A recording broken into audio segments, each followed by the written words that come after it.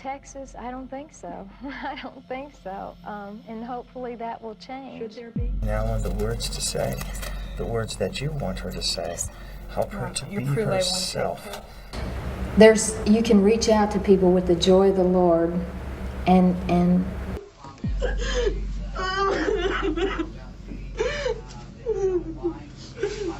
Interview with death row inmate on her last day on Earth. Let's dive into the very last moments of some criminals on the row.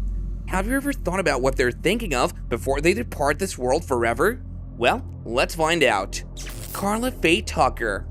Carla Tucker, born in the bustling city of Houston, Texas, led a life that was far from ordinary, one marked by a series of tumultuous events and challenging circumstances. She was the youngest child in a family of 3 girls, a trio of siblings in a household ruled by her father, Larry.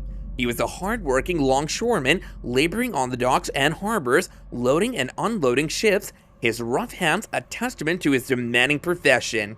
The marriage between her parents, however, was riddled with troubles and strife, their relationship strained and fractious. The impact of this troubled union trickled down to the young Tucker, who began engaging in adult vices at a shockingly tender age. At only 8 years old, she began experimenting with smoking cigarettes, a habit she shared with her older sisters, perhaps as an act of rebellion or as an attempt to find solace amid the turmoil at home. When Tucker was 10, her parents' marriage reached its breaking point and they initiated divorce proceedings. Amid the turbulence of the legal battle, Tucker discovered a startling fact that added another layer of complexity to her already complicated childhood. She was the result of an extramarital affair. This revelation would undoubtedly have been a heavy burden for such a young child to bear. By the time Tucker turned 12, she had already started to delve deeper into a world far beyond her age. She began experimenting with drugs and engaging in intimate relations, accelerating her premature plunge into adulthood. Her academic life faltered, and at 14, she decided to drop out of school. Her mother, Carolyn, had a lifestyle of her own as a rock groupie. Carla found herself being drawn into her mother's world, drawn by the allure of the bodywork industry. This path led her to travel with popular rock bands like the Allman Brothers Band, the Marshall Tucker Band, and the Eagles, further immersing her in an adult world at an early age. At 16, Tucker embarked on a short-lived marriage with a man named Stephen Griffith. He was a handyman by profession. His work was humble and grounded, as their youthful marriage was brief and fleeting. in Texas, I don't think so. I don't think so. And hopefully that will change. Should there be? Always be a place for mercy. Why shouldn't we care? Why just carve in the general prison population who also love the Lord, who also are born? What you're going to do is you're going to cut down. You will make your society a safer place, because if God is literally, God's given mercy. I mean, he's given it so abundantly. And if he brings me home February,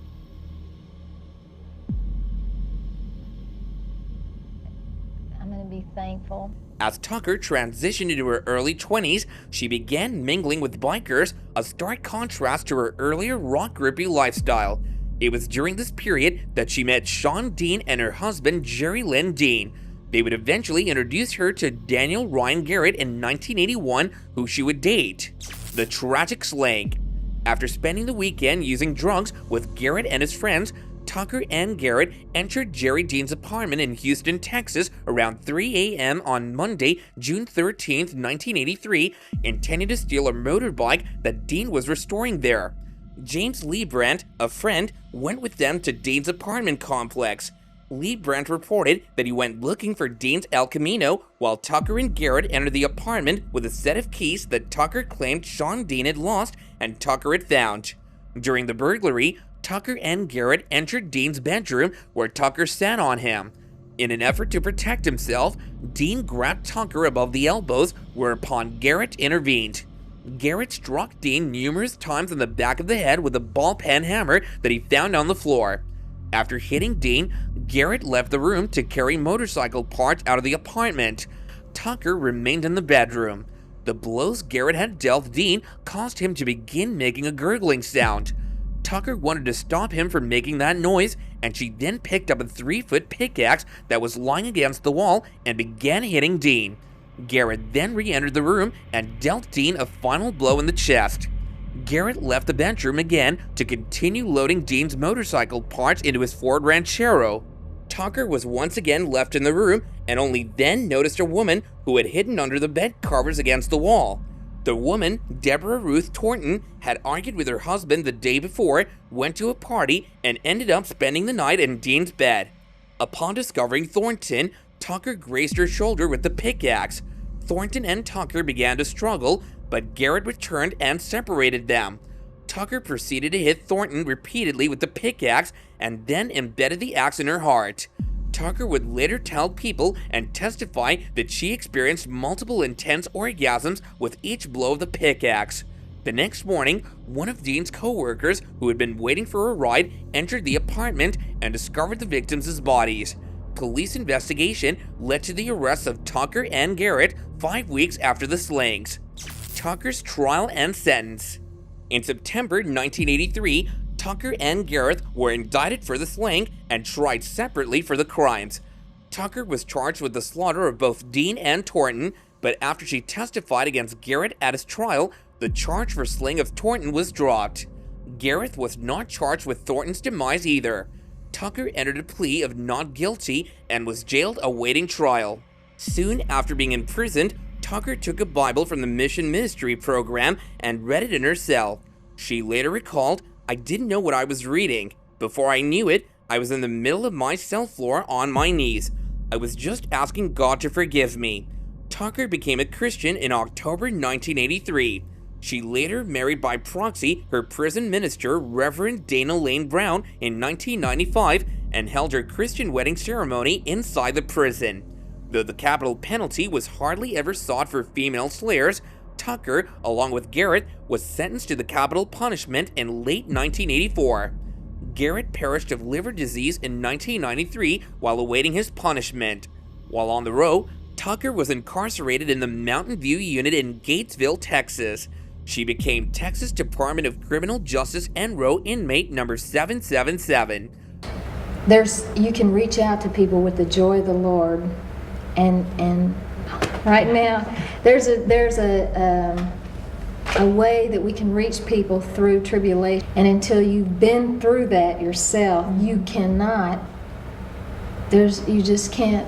And so until we've really been through I'm talking about the fire, till he's turned that fire up on us, and it isn't a dry place, because there's always a well of living water bubbling over no matter what. Because are they seeing you praise me and show them that my grace is sufficient right there and that? You're going through exactly what you're in right now. Until you go through it and you let me bring you through that, there is no way you can minister to them. Tucker shared her Enroe cell at the Mountain View unit with Pam Perillo, whose own sentence was eventually commuted. Between 1984 and 1992, requests for a retrial and appeals were denied, but on June 22nd, at the time of the slaying, Tucker said that she was now a reformed person, and if she hadn't taken the drugs, the slaying would have never been committed. Her plea drew support from abroad and also from leaders of American conservatism. Among those who appealed to the state of Texas on her behalf were Bakri Wali Njaye, the United Nations Commissioner on Summary and Arbitrary Punishment, the World Council of Churches, Pope John Paul II, Italian Prime Minister Romano Prodi, the Speaker of the U.S. House of Representatives Newt Gingrich, televangelist Pat Robertson, and even Ronald Carlson, brother of Tucker's slaying victim Debbie Thornton. The warden of Texas's Huntsville prison testified that she was a model prisoner and that after 14 years on the row, she likely had been reformed. The board rejected her appeal on January 28, 1998. Hours before she was set to be put down, Texas Governor George W. Bush refused the final 11th hour appeal to block her punishment. Tucker's final moments. Tucker, the pickaxe slayer turned born-again Christian, was put down by a lethal injection on February 4th, 1998, closing a long fight for her life as a crowd outside the Texas house prayed for her soul. The former Allman Brothers groupie and drugged-out Houston hooker who embraced Jesus in jail spent her last fitful night at the Huntsville prison and got only a little sleep. When she awakened at dawn, she was only able to stomach a soft drink and some crackers. Tucker spent her last morning visiting with her prison preacher husband, her father, and sister.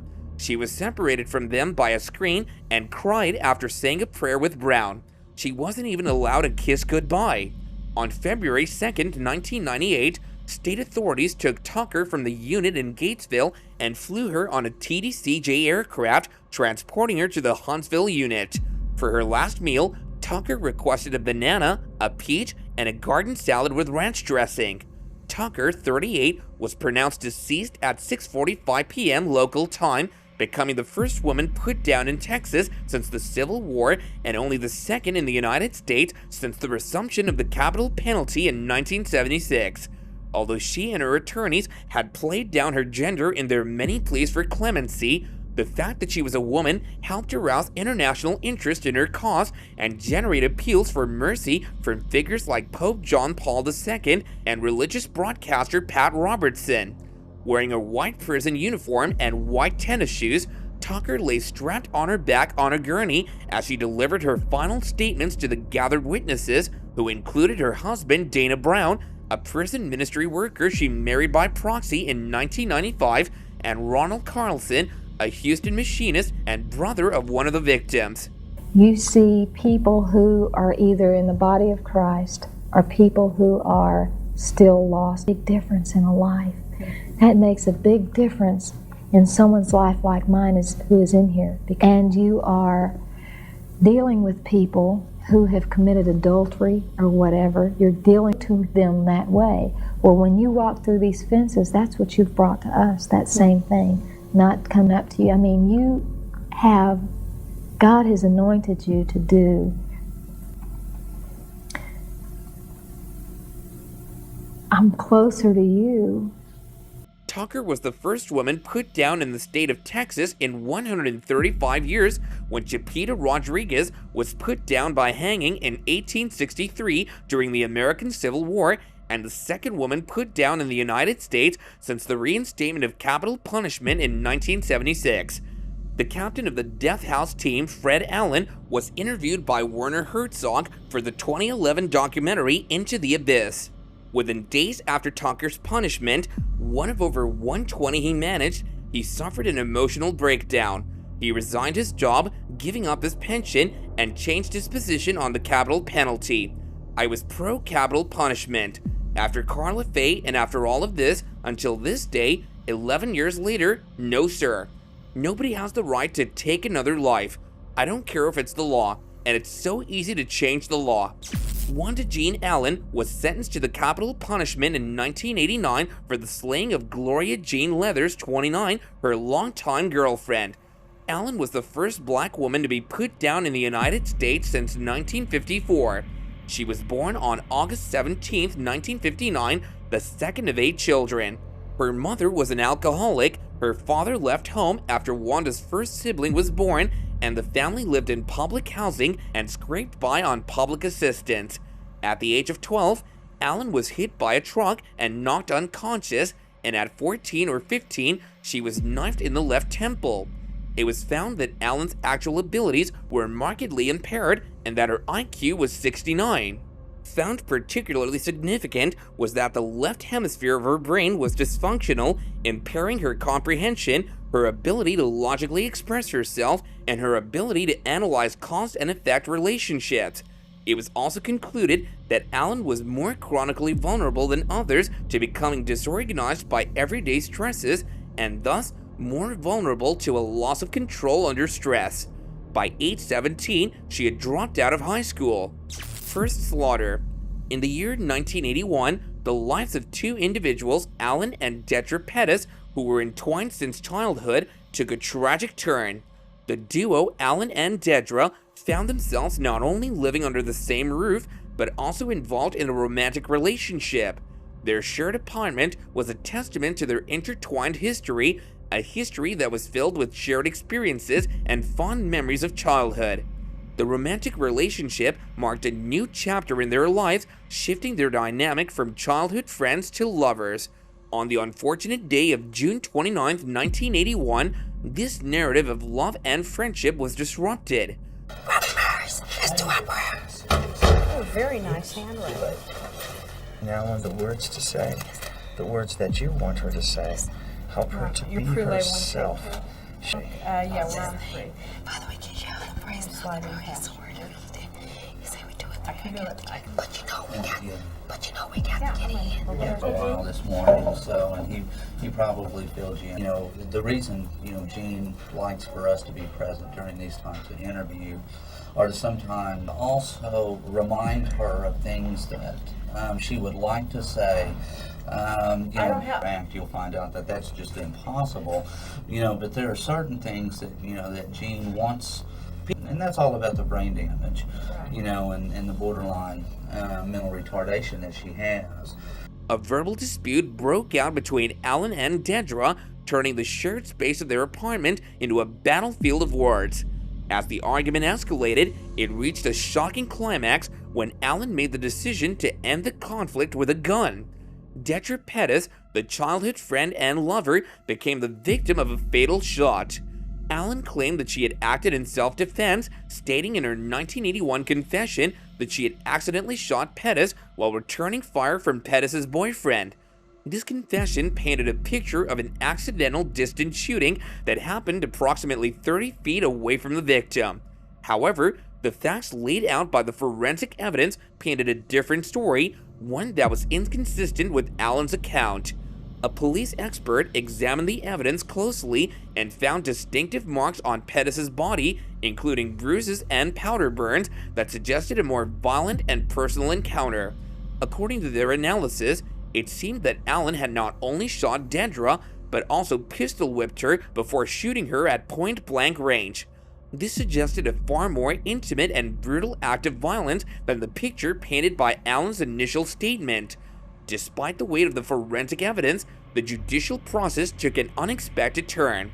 The prosecutors made the decision to cut a deal with Alan. In exchange for a guilty plea to a manslaughter charge, Alan received a relatively light sentence, a 4-year term in prison. The story doesn't end here, though. She only served half of that time, spending just 2 years behind bars. Following her tragic end, Dedra Pettis was laid to rest at Trice Hill Cemetery, located in Oklahoma City, Oklahoma.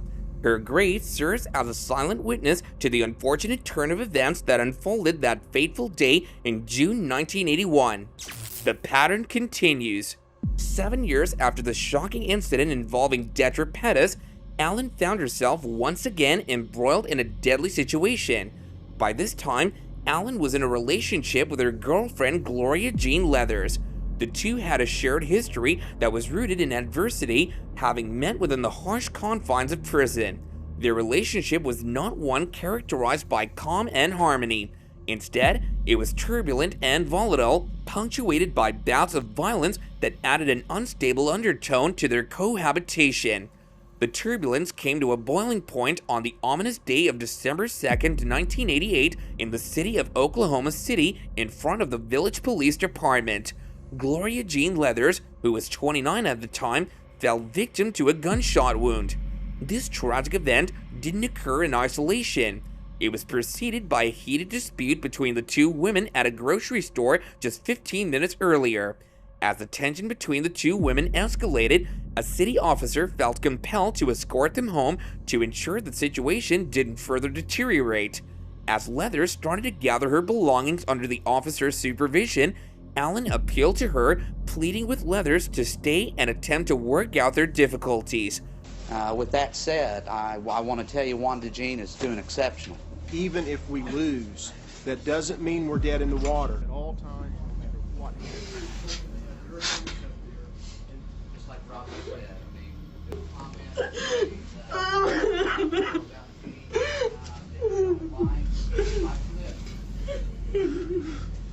No red, no blue. No red, no blue.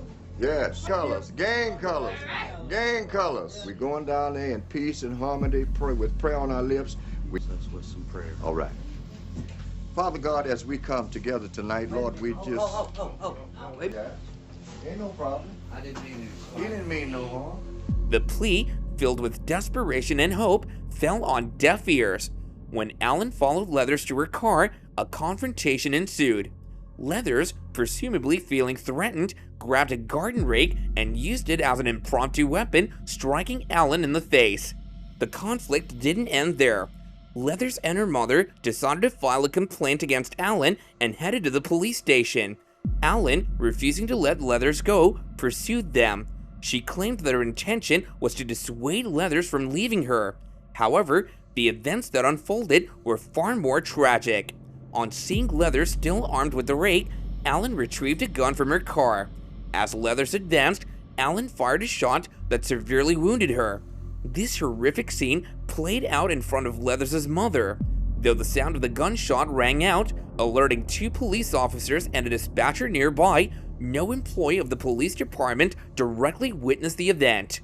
Investigators later recovered a .38 caliber handgun believed to have been used in the shooting, hidden near the woman's home. Leathers succumbed to her injuries 3 days later on December 5, 1988. Her life was tragically cut short due to the deadly culmination of the turbulent relationship she shared with Alan.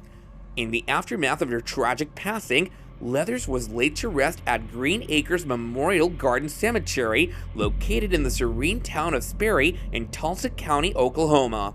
The echoes of this tumultuous relationship and its fatal ending continue to resonate, a stark reminder of the severe consequences of uncontrolled violence and unresolvable conflict. Trial and conviction. Alan, the central figure in this ongoing saga of violence and discord, was formally accused by the state of first-degree slaying. This was no ordinary slaying charge. The state authorities raised the stakes significantly, announcing their intent to seek the capital penalty, the ultimate form of punishment. At the core of Alan's defense strategy during the trial was a singular piece of evidence related to the victim, Leathers. It was argued that Leathers had a well-documented history of violent conduct, a propensity for aggression that stretched back nearly a decade. Alan took the stand in her own defense during the trial, stating under oath that she had been in fear of Leathers due to her violent past. She testified that Leathers had not only confessed to the previous slaying, but had done so with a sense of pride and bravado. This boasting had served to instill a deep sense of fear in Alan, a fear that played a pivotal role in the fatal events that transpired.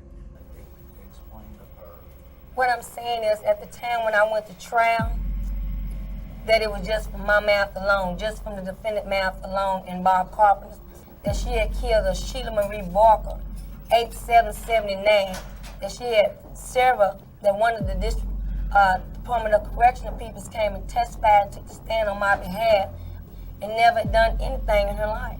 But at the same time, they had in their possessions, murder conviction. They had all of that information. Keating, who considered giving Alan a stay based on the narrow issue of whether the Oklahoma Pardon and Parole Board had enough information regarding her education. Alan's attorneys have pointed to her score as 69 on an IQ test she took in the 1970s, arguing that she was in the range of intellectual disability. Prosecutors said Alan testified during the penalty phase of her trial that she had graduated from high school and received a medical assistant certificate from a college, but they said Alan dropped out of high school at 16 and never finished coursework in the medical assistant program. Alan spent 12 years on the row. Her application for clemency was denied. While in prison, much like Carla Faye Tucker, Wanda became a born-again Christian. Alan was put down by lethal injection by the state of Oklahoma on Thursday, January 11, 2001 at Oklahoma State Penitentiary at McAllister.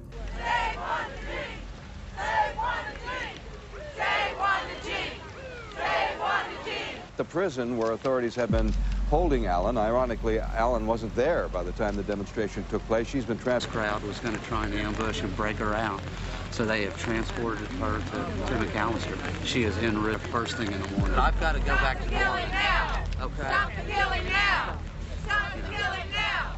24 relatives of the slain victim Gloria Leathers and manslaughter victim Dedra Pettis traveled there for the punishment. Many of them watched the punishment from behind a tinted window. While laying on the gurney, Alan said, "Father, forgive them. They know not what they do." She also stuck her tongue out and smiled at her appeal lawyer, David Preston, who had become her friend. He says she was dancing on the mattress while they tried to slay her. She was pronounced deceased at 9:21 p.m.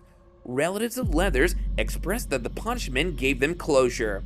She was buried at Trice Hill Cemetery in Oklahoma City. Well guys, that's all for today's video. See you next time, and bye for now.